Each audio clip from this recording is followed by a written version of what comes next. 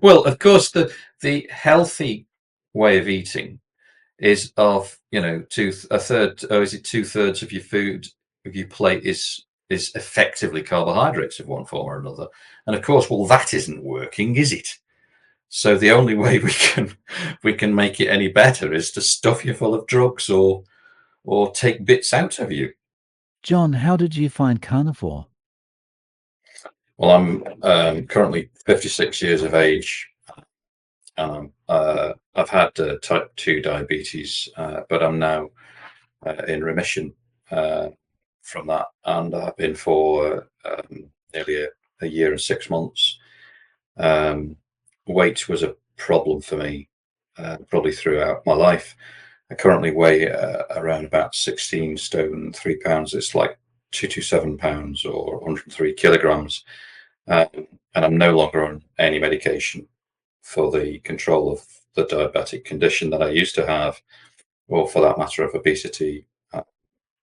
So when I got a diagnosis, I would have been still relatively heavy, but when I got into remission, I would have been around about 17 stone, sort of 298 pounds or 108 kilograms.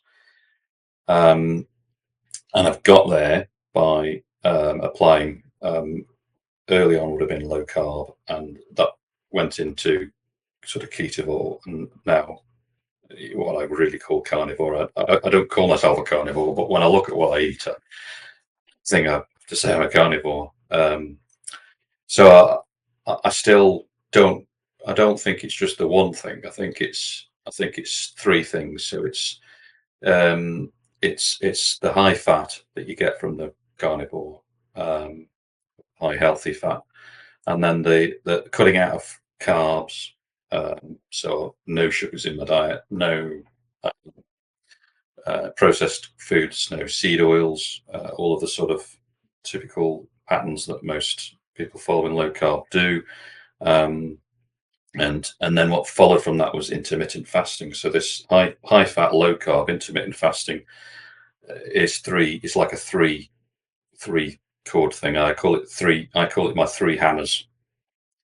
So I also use things like glucose monitors. So I use uh, devices that actually measure my glucose levels real time. And over the years now, I've seen that sort of level out. So it's a bit like these three hammers are hammering the glucose levels down, so that they're now sort of average around about 6.1, 6.2, in a range of acceptable range of 5 to 7, I believe. So um, pretty stable and pretty high control, I think they call it. So I didn't just start out like this. I was a lot heavier, uh, in my younger life.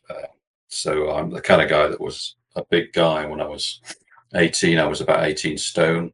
And then year on year, I put on weight after that. So I've come to realize my recent sort of studies of this, that if you tend to put on weight after you're 18, some doctors say you've probably got some kind of metabolic disorder or whatever.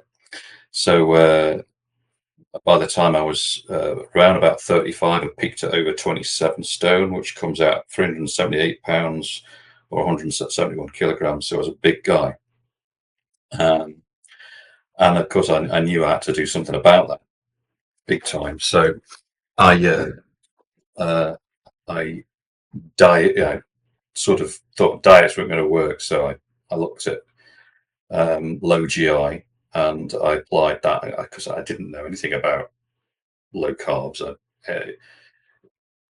Growing up and throughout my life, as carbs, calories in and calories out is what's been doctrine and has never really changed. So I just didn't know to do any different. So I went for low GI because I thought, well, I could increase if I can decrease the glycemic index of the foods that I'm consuming, be it carb. Now not understanding then carbs as I do now, I could reduce I could increase satiation and then reduce the amount that I consume, and that worked. So I mean, over the years, I actually got down. So from the 27 stone, I came down to somewhere in about 20 stone or so. So by the age of 42, I was bringing that down quite considerably and keeping the weight off and not putting it back on again. So it wasn't yo-yo dieting or anything like that. Um, but still, it didn't stop. 2019, either the pandemic, I was 51 and I wasn't feeling too good. I'd gone to get some blood tests myself. So I diagnosed myself, if you like, of type 2 because the results came back with a high A1C.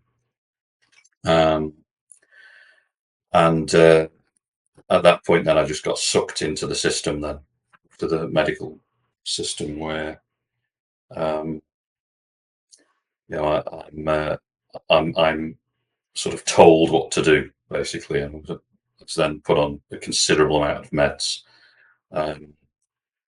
which yeah, I asked around, if I could I improve the situation or anything, and mostly I got little or no reaction, and for the most part, people, I think others perhaps experience this. You get about sort of 7 to 10 minutes with a GP before you sort of wash it out. And I subsequently, like everybody else, got referred to go speak to other third parties, like almost like volunteers by the looks of it. But some of them were probably paid, and some of them were not. Whatever, that deal with support for type 2 sufferers. But most of the information I found was online. So um, low carb was something that sort of popped up in my feeds, and I saw that it was one of the only ways that actually seemed to work. Um, so a lot of folks that I spoke to in the medical care industry, if you like, as far as they're concerned, and I think to this day, they believe that it's an untreatable condition. It's something that is degenerative, inevitable. It's a disease, whereas I see it as a metabolic disorder. That's my opinion, and that we've got no option but to continue to take medication, and then of course ultimately many are on insulin after a while, regardless of the fact that they're type 2. Like type 1s are different kettle of fish altogether. But I really, the more I get to know about that, the more I'm shocked by that, really. Sort of the damage that can do. So this inevitable conclusion that you're ultimately going to lose your eyes, hands, feet, toes, legs, horrific, really. But yeah, I'm where I am. I'm in remission, so I've got a normal A1C. I'm technically speaking not diabetic, and that's That's just awesome. yeah. Yeah. So the thing that I like about your channel and some of the people that you've interviewed in particular, I've got to say, there's a Dr. Lish Town, I think you recently interviewed. And these people give me great hope, because that's a doctor that's accepted diet as an intervention. So I think the low carb was called the low carb down under folks say about low carb being a medical intervention rather than being just a diet. It's actually a medical intervention, and I don't think that's seen like that where I am at all.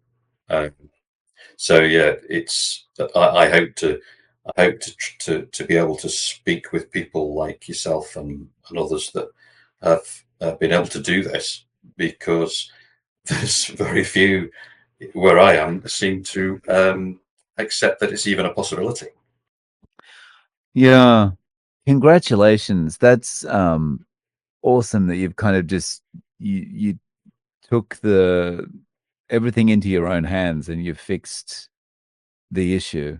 Um, the thing I take from what you just said, though, is, you know, so the vast majority of people in your situation would just accept that diagnosis, would just go in, get their A1C. The doctor says, okay, well, you're pre-diabetic, or you're about to be diabetic, start taking these meds, all that kind of thing.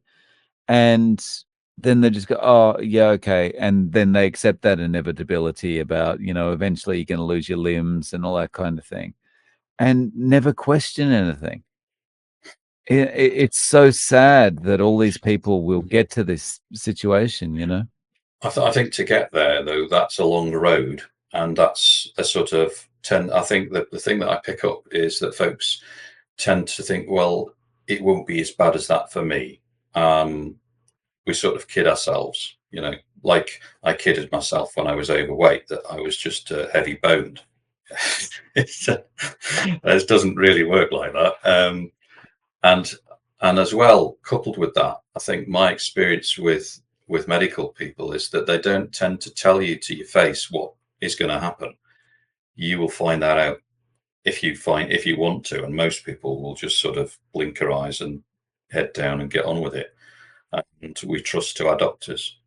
I think that's typical sort of mindset that people find themselves falling into, unfortunately.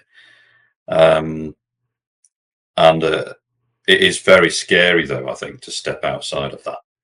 So I can understand that it would be difficult for folks to reject a diagnosis or a hypothesis based on calories in, calories out, exercise.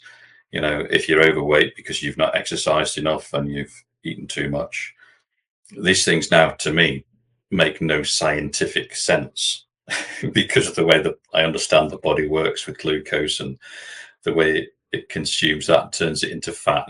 If you're if you're over consuming carbohydrates or sugar, you'll end up with fat cells growing and building up in the system. And that indeed is a safety mechanism, I think, for storing fat in times of plenty, so that in times of need we've got it. But of course we eat sort of 3, 4, 5 times a day now, and then snacks in between. So we eat like hobbits, and there's no And there's way. never a time of need. There's never a time of need. Well, there is a time of need. We need to stop eating. Exactly. Exactly. So we're outside of a natural rhythm, aren't we? So How have you done this as far as eating's concerned? How have you structured your eating? so I didn't really set out to do intermittent fasting at all. And I was it's peculiar because I was seeing a a, a, a doctor at the time, and I said how I'd been realised that I'd been skipping breakfasts, and he was really quite alarmed at that. Oh no, that's bad. And of course, that's another thing, that a misconception about type 2 is that it's like type 1, that you've got to eat regularly, to keep your glucose levels up. And I don't really understand that, even from coming from healthcare professionals that should know about that. It's not the same at all. And when I started eating high fat, so densely nutritionally nutritionally rich, dense foods like meat. And I didn't start out at full on carnivore. I was just cutting down on carbs. I was finding where my carbs were in my diet and then reducing them. Of course, my satiation is very high in comparison to the way it was. I was always wanting to eat more. You have a bowl of Rice Krispies and in milk with sugar on it, you're going to burn that up, and then you're going to want to eat more within the day. So it naturally happened that I stopped eating breakfast, and I never really liked eating breakfast anyway. I don't know why. That was the other thing. Breakfast is the best meal of the day, and that was the first thing to go. So I stopped eating until about 10, 11 o'clock, and then it got to lunchtime, and then it got longer, and now it's just regular rolling pattern. I don't generally have anything up until about sometimes 2 or 3, but mostly after 4 or 5 o'clock, after PM. So I'm getting as close to a 20-hour fasting cycle without any effort. It is not any effort. I just want to stress that if people are wondering how on earth I can do this, it is not difficult. In fact, it's quite natural. The the interesting thing about eating this way is that you can do intermittent fasting very easily, or you can do any kind of fast pretty easily because you're eating such nutrient dense foods, right? Yeah, I mean, that is the key to it. And um, I also think there's a psychological thing going on here that we're sort of conditioned to eat regularly, and that if we haven't had a breakfast in the morning, we've not prepared for the day, and all of this. And I certainly think in my own, because of my own life and life experiences, there was a sort of a fear of not eating. So I suppose I come from generations of uh, those that would have lived in abject poverty. We're talking about sort of the uh, grandparents that went through the First and Second World War and so forth, and the sort of impoverishment of society before then in sort of working class uh, towns and cities, like in the north. Some of my family came from Sheffield, um, and it was just fear of terror of being on the breadline, and I can understand that. So it's almost like conditioned that we've got it. And then there was the I suppose post-war there was the era of feeding people up, and I mean, so historically, I believe that folks in the First World War, when conscripted to the army, were so malnourished they had to be they had to literally be fed up in order to serve in the as soldiers. If you think about it, that comparison to today, that's just nuts. But that kind of thinking, I think, has probably persisted, at least here. I don't know whether it has elsewhere, but it's a sort of a fear of not eating. So this sort of idea that you've got to eat, you've got to eat, you've got to eat, and um, so when you're eating in a way that is beneficial for the body, we don't realize. I think this is the thing that anthropologically we can go back to the times where people would have hunted for survival, and they wouldn't necessarily have had 3 square meals a day, because that's not how the hunt works. And it's only when we started to live agriculturally that you might be able to do that. But um, they would have still had a considerable amount of meat or you know dense, nutritionally dense food in order to do the hard work that they did in the first place. But of course, we've poisoned the foods that we're eating now with um, UPFs, with ultra processed foods and highly processed foods. So I think, when I talked about GI earlier, the glycemic index of that stuff is off the scale. So we've got a double whammy here. We've got a psychological desire to eat all the time, fed by an industrialized food process that gives us non-food that makes us more hungry, and the rest is just a slow motion car crash. Yeah. But again, the idea of me not eating for a day would have been anathema to me, and I suppose it is to many probably listening to this if they're new to the idea. And but I can quite easily now go with a very light meal of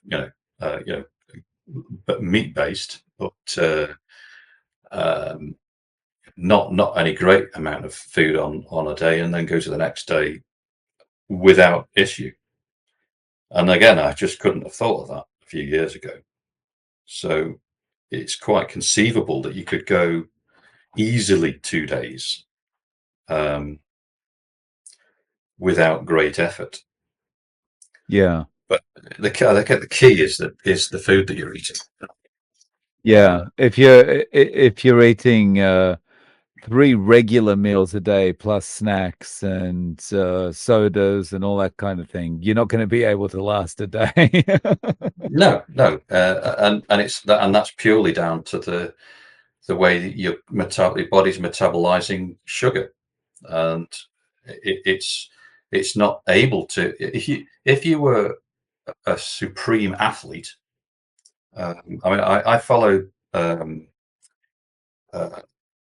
there's a guy called Professor Noakes. You probably know of Noakes, Oh yeah, yeah. and he's like a or like a sports sort of athletic expert in terms of diet and so on. And I think he's talked about. I think he was formerly worked with carbohydrate-based diets and then went to high fat. But I think he would say, and others would say, that you're not likely to burn that amount of carbs unless you're like a supreme athlete. Well, most of us are not supreme athlete. We're not Olympic athletes. We sit around. We don't move. So it's not a good idea really to have any amount of sugar in our diet. Really, which sounds a bit strict, but I think if we're going to, 9 to 5 sit on our butts all day, we really shouldn't even be contemplating the idea of sugar, and then everything that we see around us as well is masked as sugar. So the way the food industry now managed to mask sugar in as a hidden thing in foods is really quite, I think, quite perverse. Really, that it's. I mean, I use a I said I use a glucose monitor, and I sort of monitor what foods have a particular effect on my blood sugar. So I know if I eat something that is not a good idea, and I've known from that, for instance, that I no longer drink milk at all. So that was, obviously being a carnivore, but that's, being a Brit and not having a milk in your tea, that's sacrilege. But I drink black tea now, and that made a massive difference. But another time uh, I had what I thought was a healthy meal of meatballs. And they were a sort of a relatively high quality uh, shop bought meatballs, a bit like sort of Swedish meatballs. I had the idea, I suppose. And my sugar just went whoosh. I think I went up to about, I think, 10 or 11, which is like, for me, it's like, call the president time. It really is. Um, and it went back down again, which I thought was great because, um, if your body, if you're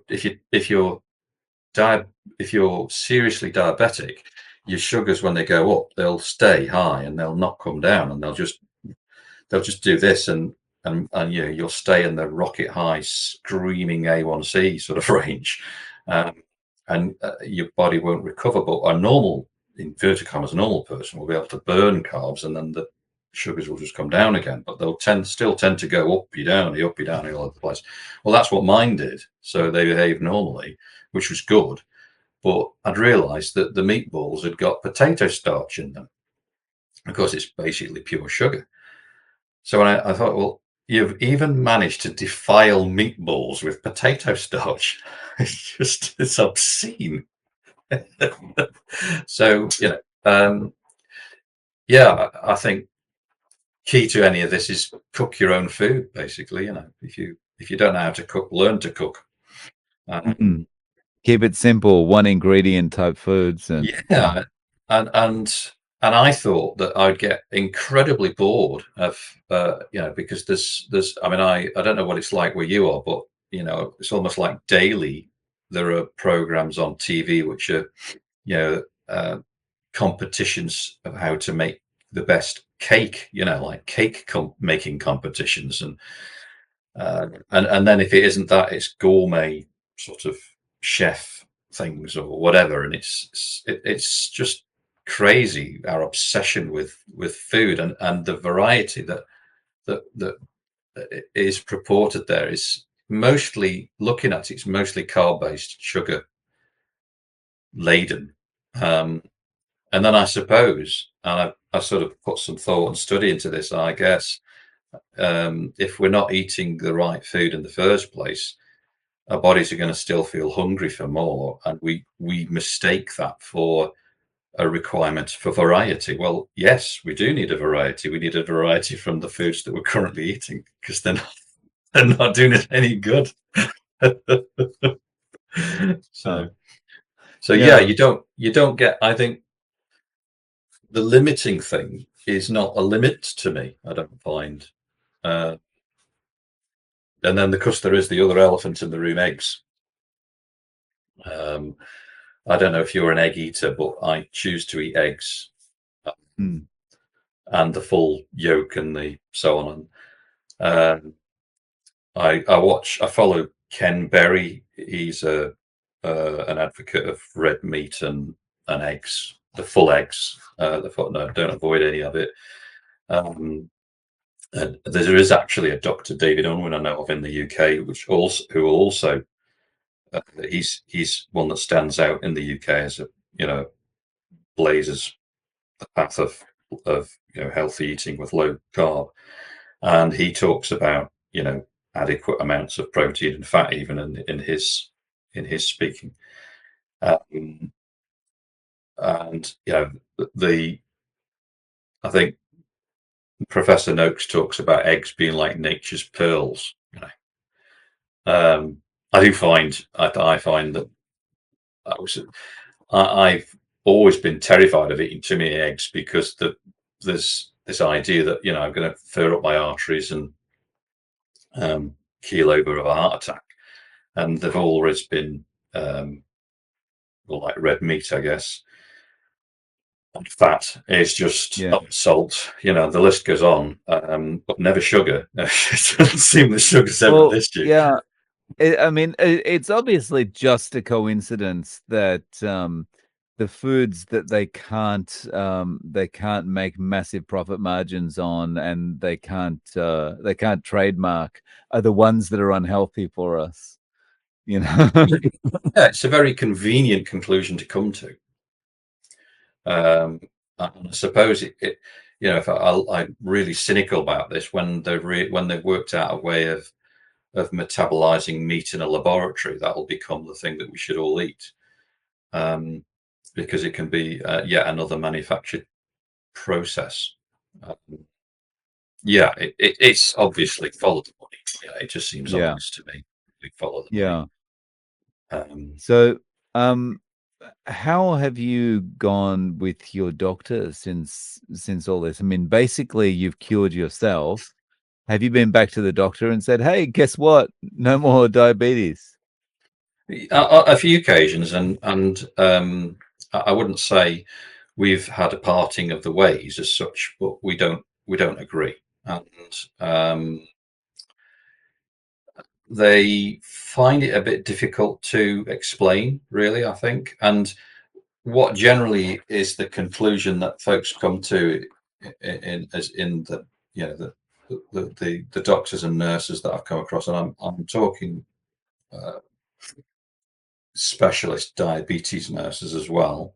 Um, their opinion is that, oh well, you've done very well,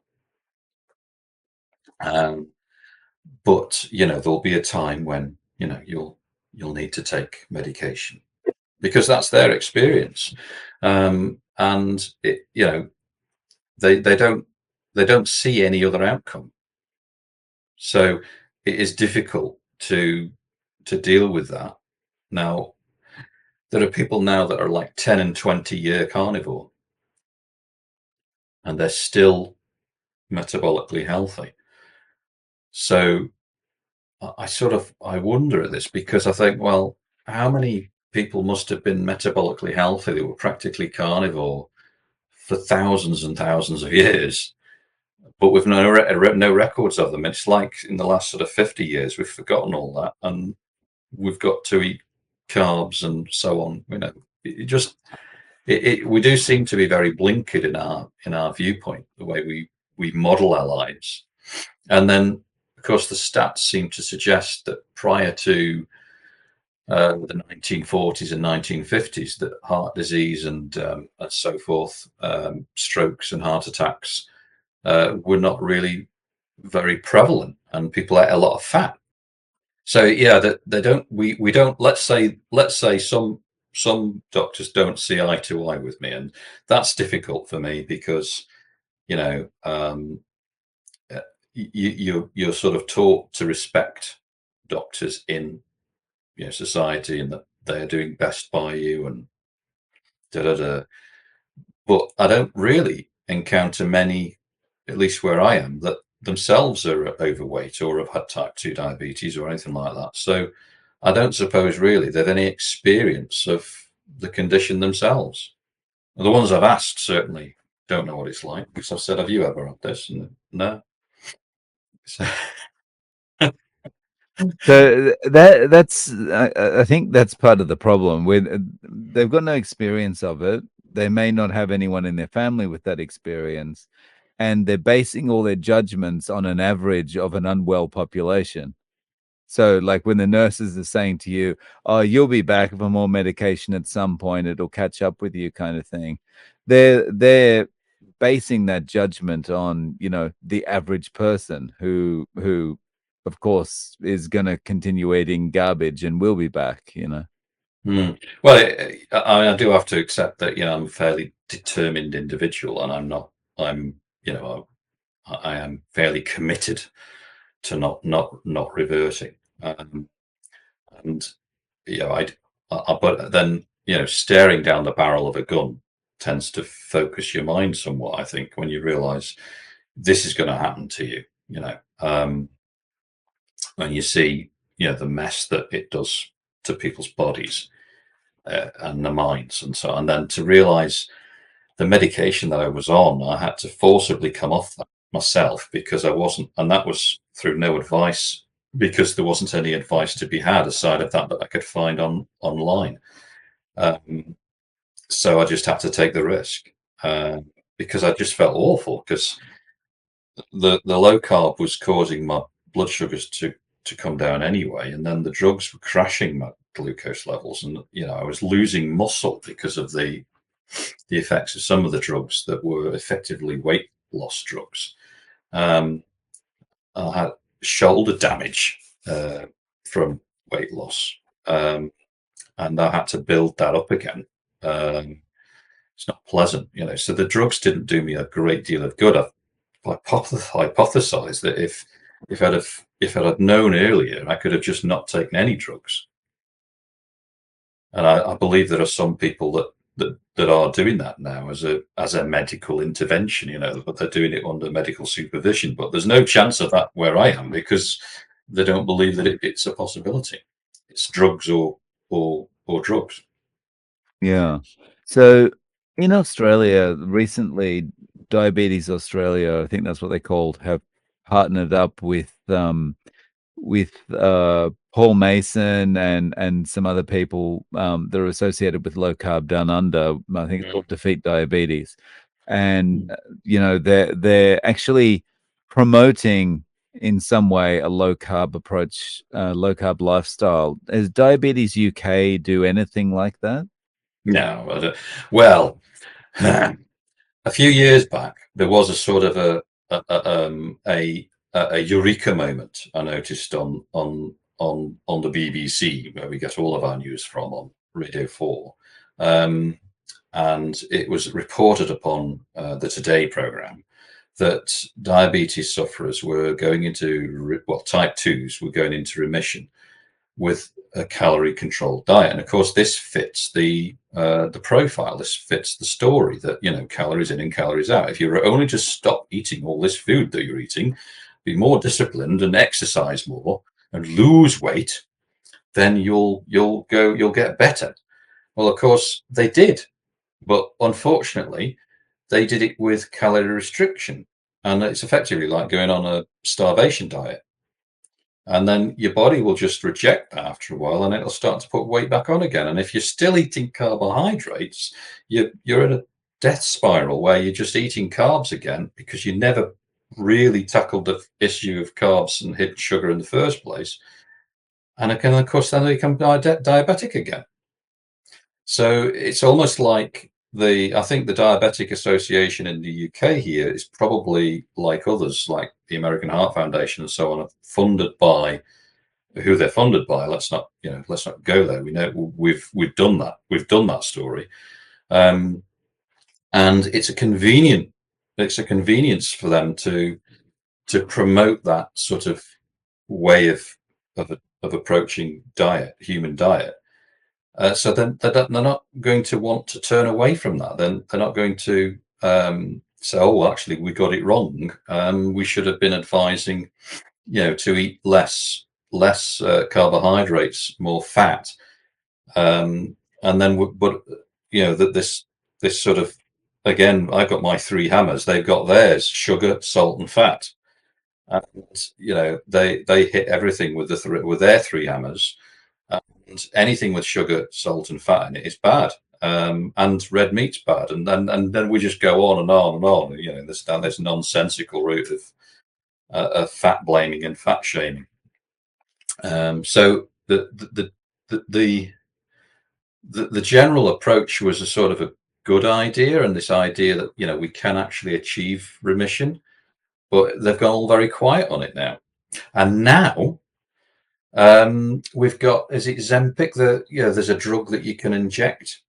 In fact, when I first started my sort of path with after diagnosis to try and go to remission, I was offered a path of this is through private healthcare. I was offered a path of bariatric surgery, number one, and that could take a variety of forms and could have involved going to the States and having a sort of like an operation in which they sort of cauterize an area of the digestive tract rather than remove it, which was considered to be a big step forward. And then the other option was weight loss injections. And then the third option was a lot of drugs. So, yeah. And no, just let's see what we can do with your diet. Nothing about diet at all. It's Nothing. 100% intervention. Well, of course, the healthy way of eating is of a third, or is it 2/3 of your food, of your plate is effectively carbohydrates of one form or another. And of course, well, that isn't working, is it? So the only way we can make it any better is to stuff you full of drugs or take bits out of you. I think obviously, that I've come across folks that have had bariatric surgery and have done well with it. That's and I respect them for that. Kudos for that. Certainly life changing. But if I can at all, what I'm here to say is that I could have gone that route, and I'm sure that many people can, and many people will, and I don't blame them for making their own choices. But it isn't an inevitability that that's the only way you can achieve remission or you can achieve weight loss, because if a big fat guy like me can do it, you can do it. I mean, it's an important message that people hear that it's possible, because it's just once it gets to the more serious stages, this is just a death sentence for people, and they continue on unknowing, right? Yeah, I mean that was a sort of a few years back. Still, like I would say about 10, 15 years ago, there was a sort of a big thing on the news where it was being reported that thousands of people now or millions of people now may have type 2 diabetes but not know it, and it was just all like a fear mill, really. And ironically, I thought on this quite a lot. It was right, and a lot of people are, if they're not pre-diabetic, they're probably hyperinsulinemic, or they're on the way to that. There was I've picked up a test that some doctors are recommending from the States, and so the low carbers, which I think is fasting insulin. If you've got a high fasting insulin, and apparently, anybody that eats sort of carb-based diets, even healthier ones like vegans and so forth, will still have high um, fasting insulin because the body's still producing a lot of insulin, which in itself is not good for the body and wouldn't happen in a high fat carnivore diet. It just doesn't happen. So that situation is completely reversed.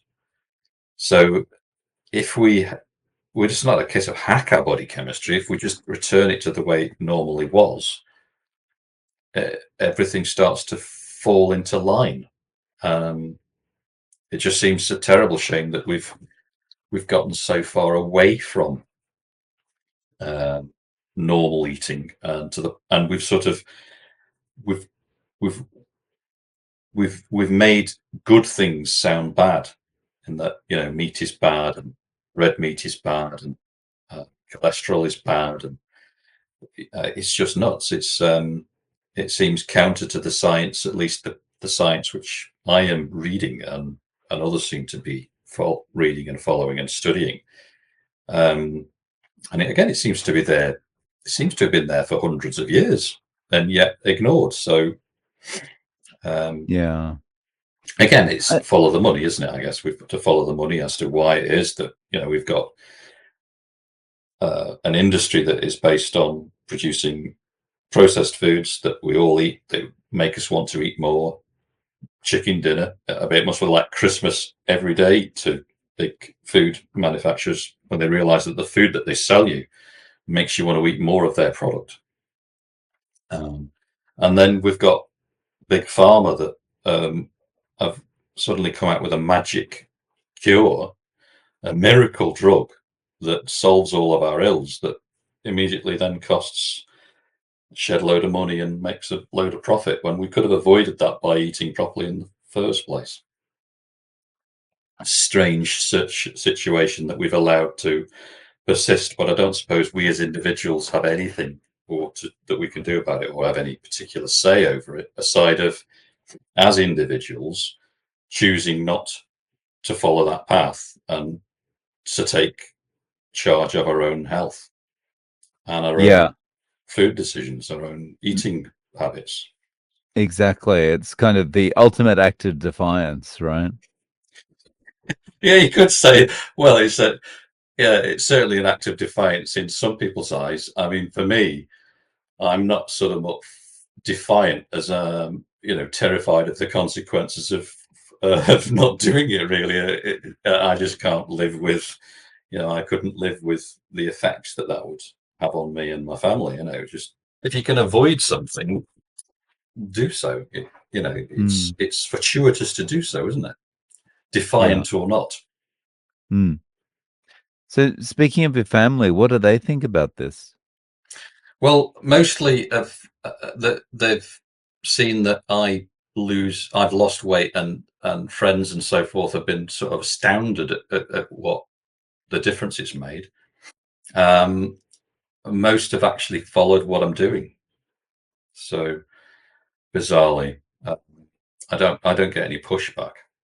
Um, So, sorry, I, followed as in keeping up with you, or followed as in they're doing it too? they're doing it too. Yeah, yeah. So and recently I was surprised at a former colleague and friend that I've known over years, not particularly overweight. Um, Obviously, he's getting on like me. We're all getting older. We don't get younger. And he didn't say whether he got any particular medical condition or whatever, but suddenly decided that he was going to take up what I was doing. And I think he went a bit overboard and decided not to eat for 3 days and didn't tell his wife, and she went nuts at him. But that, he's then since gone off and gone back to his family and found that his mother, for instance, had followed a low carb diet and solved a lot of her medical woes, and had a similar experience to me, in that the doctors were quite alarmed and upset that she wasn't taking a medication and all this sort of thing. and this is from years ago. So he found out by asking her what she'd been doing, about this diet, and she said, "Oh yeah, I've done that." So it the truth is out there, quite bizarre. So I That's wouldn't awesome. say I don't go around telling people what to do. In fact, if anything, I say, "Oh, don't do what I do. Go find out yourself." I don't look at me. If you do this, you do it at your own risk because you risk upsetting your doctor and so on. And of course, if I'm wrong, and we shouldn't be eating all this high fat meat based food, then you could have a heart attack. But Yeah. evidence suggests the other one to being otherwise. Yeah, But exactly. I'll say that to you. I'll just keep that between you and me. So, um, like if a friend comes to you and says, "Look, how do I get started? I want to do this." What would you tell them? And the first thing it's funny you should say that because I prepared for that question. And I think the first thing I would do is cut out seed oil. That's what I did when I first started down this route. I realized, watching the various TED talks and so on, the one commonality was so-called vegetable oil. Of course, it's you basically it's UPFs. It's ultra processed foods. So if I've got three hammers, really, perhaps that's a fourth, but really that's not healthy fat. Because if you're eating healthy fat, you're not consuming seed oils because they're not healthy. They come labeled on the packet as heart healthy, which I think is astonishing. And I don't, based upon what evidence, I don't know. So I've often likened seed oils to being like engine oil. Would you consume an engine oil? But that's really the grade of oil that you've got there. It's not for human consumption. It's gone through multiple layers of heavy industrial processing, high temperature processing as well. So that the actual makeup of that seed oil is, its molecular structures have been broken down severely by heavy industrial processing. So that ain't a good idea. And then when you reheat that oil, say in the case of frying foods in it, which of course a lot of fast foods are, then you've got a whole load of problems. So if you're Yeah, going and to, it's just reuse endless. yeah, and what started out as a problem with it in its first use, then is multiplied by however many times the food is fried in that reused oil. So, and as if that's a healthier thing. Well, because it's cheaper, which is again follow the money. It's cheaper to use that stuff than it is to use uh, heaven forfend animal fat. Years ago, I don't know where you grew up, but years ago, I believe that chips used to be fried in beef dripping. Uh, and we thought, oh, the horror, the horror. But of course, now I'd think, well, actually, probably not a bad idea because it's an animal fat as opposed to if you're going to fry potato in anything, you may as well fry it in an animal fat than you would in a seed based oil. Um, but the idea, so that would be the first thing, drop that, and then so immediately then you've cut out junk foods through the fast food industry. On It does have knock-on effects if you do that strictly, because it means effectively an awful lot of food that you would eat out is no longer really acceptable if you're strict about it, because most restaurants will cook food in seed oils. Um, and then I tend to go for any processed additives, like your um, E numbers and so on. If you look at a packet of food, it's going to have numbers and letters on it. If you don't understand what those are, then generally it's not something you'd find in your kitchen. and it's something to prolong shelf life, emulsifiers, and things that are there to hide the fact that you've got non-food in there in the first place. Um, I was a lad. I grew up watching a program called Tomorrow's World, and I remember there was a sort of an aerosol spray that they used, that they sprayed lettuce with, that made the lettuce taste like salt and vinegar crisps or something. It was crazy, and it was sort of, oh, this is amazing. Well, look at what food science can do. And thinking, well, yeah, but just because you can do a thing doesn't necessarily mean that you should do a thing. You know? And unfortunately, we've been masking the true flavor of foods then for for decades now because of this new technology, um, and all of those things are there are not doing us any good. So even if you didn't follow the low fat, the high fat, the low carb, at least cut out seed oils and processed foods. But again, that can be, unfortunately, these days, that in itself can be quite limiting, because there's so many foods now that are defiled in that manner. So I think the very next thing you need to do is learn to cook. So if you can't cook, you've got to learn to cook and prepare your own food, so that at least you know what's going into your mouth. That's a must, really. So, I mean, you could probably do none of what I'm doing and just do that, and you could probably still be eating carb, you carbohydrate based foods. Um, Above Plants that grow below the ground are the next thing to go for. So if you go for if you go for removing starchy foods, like things that grow below the ground, like potatoes and I had recently, I don't know why it took me so long to find out, but peanuts, they they ain't nuts that grow on trees. They're like legumes. They grow underground. So not a good idea, those, and they're quite highly rich in starchy carbohydrate. Um, and then in a packet, forget it, because they've coated the peanuts with all sorts of nasties, really, in the processing of that. So I think a lot of sort of low carbers that I've come across in Europe are they're just eating vegetables that are grown above the ground as opposed to beneath it. So you've got a second approach there. So you're just reducing the processed foods that you take in, and then you're then uh, consuming plant-based food that is grown above the ground. Um, and the reason for that being the reduction in starches and the increased amount of rough, I suppose the fibrous nature of said plants are going to be a bit more difficult to digest and aren't necessarily going to turn to sugar as quickly.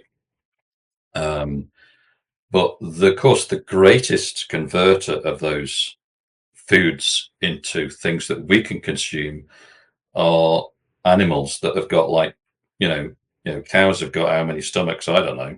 Yeah, I don't know how many they've got. They've got more than I have, and they can turn grass into meat, and then we eat that meat, and we've got a very rich, uh, very nutritious food, which has got the majority of all of the minerals and vitamins and so forth, as long as the animals have led normal lives. I mean, if they've been force fed the wrong foods in the wrong conditions, then that's never going to do them any good, and it's probably not going to do us any good. But if we can get it, grass fed meats are going to be better than other. But they do a pretty good job of converting things into foods that we can then eat, and then we don't end up eating as much.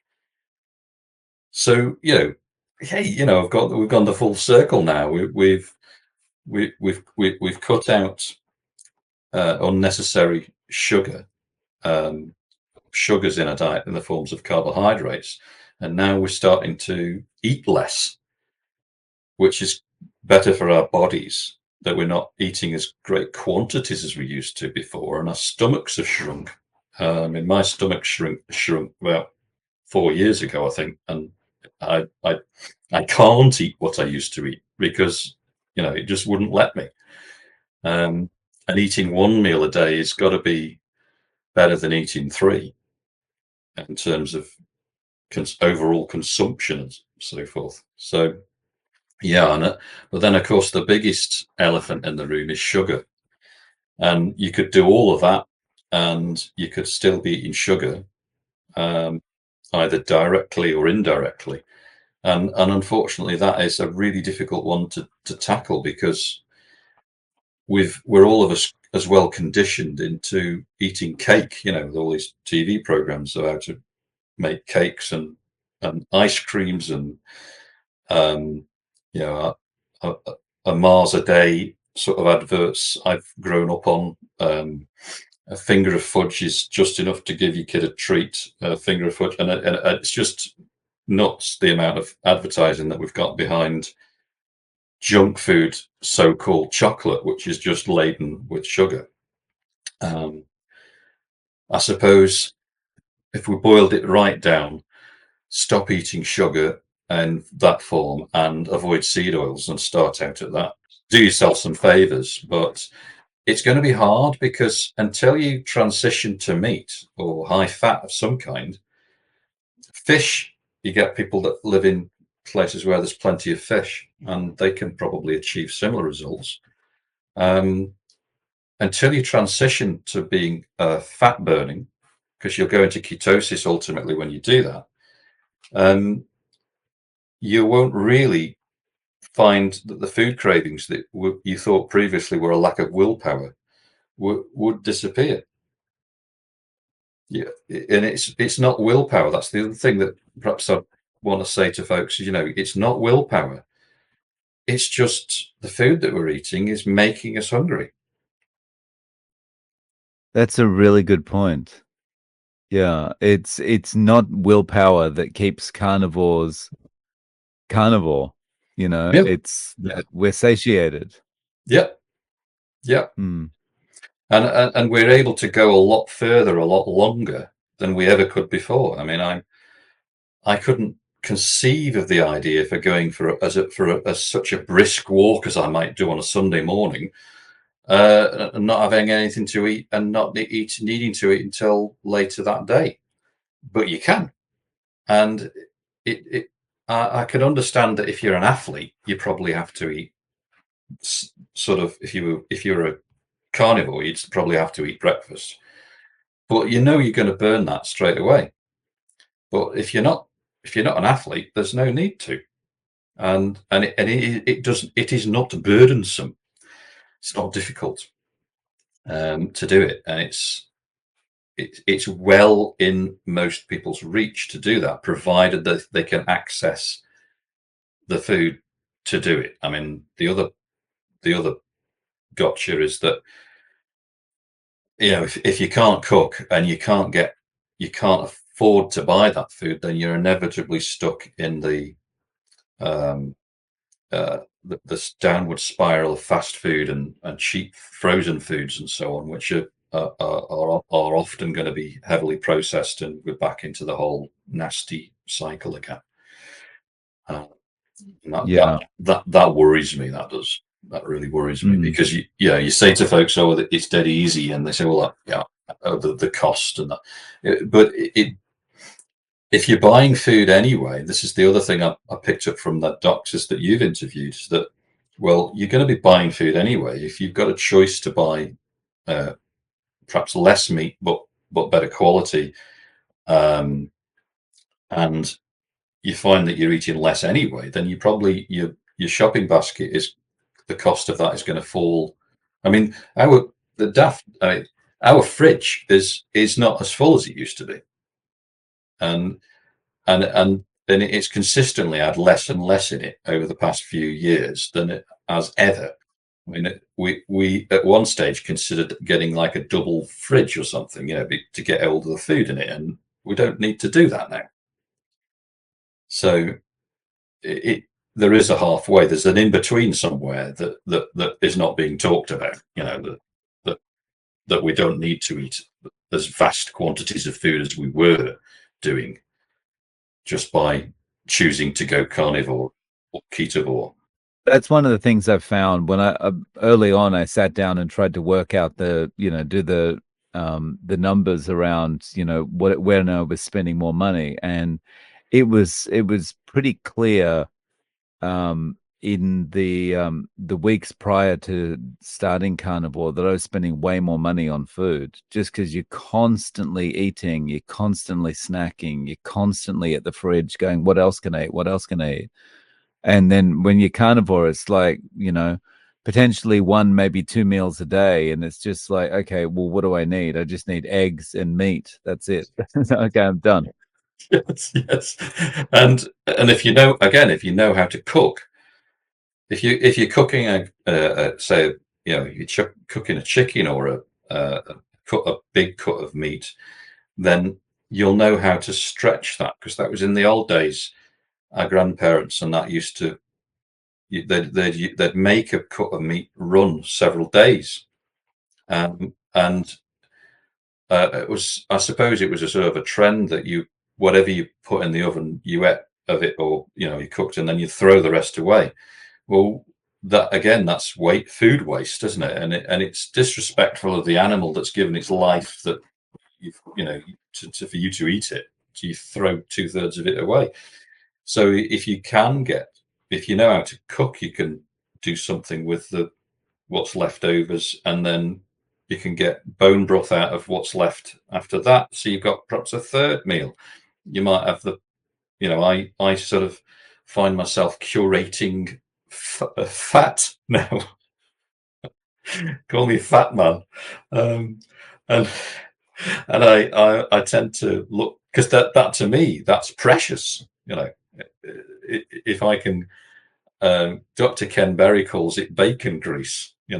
Uh, and yeah, if you can reserve that, if you have any left over, um, those are things that were thrown in the bin because they were going to fill your arteries up. Um, and if it's single use and it's clean, and from a good piece of meat or whatever, then that's probably very good for you, and your body will benefit greatly from it. So throwing it away would just be nuts. So again, it's just knowing what to do with cuts of meat, um, and also meats that other people probably wouldn't want to eat, like offal, your liver, your kidneys, and things like that. Learning how to prepare those and how to cook those, because they're again incredibly rich in nutrients and vitamins. Um, and probably vegans will have turned off from this, hours ago, but it, it it's a fact. Those things are extremely nutritionally rich, and hugely good sources of vitamins and sustenance. So um, again, if you look at anthropologically, where you have hunters, the first thing that they do is they they take out the heart of the animal that they've killed, as for instance, and eat that. That's enough to sustain them to get on to the next hunt, so to speak. And then they take back the carcass to the tribe or whatever to further process. But they've already had sustenance from what the parts that we would normally discard. So we do have to think. I think we have to think a bit more differently about out of the box about what we eat and what we're sort of squeamish about. And um, yeah, I suppose something that made a difference for me is, as a child, I grew up working on farms because of the holidays that I went on as a child, and ended up hanging out on agricultural farms where they're growing crops, had livestock. Um, I went to market with the farmer, and we took the pigs, the sheep, and um, I I took some. I went to take some to slaughter and so on. So as a child, I sort of grew up knowing about that, and yeah, being real about what it's all, where your food comes from.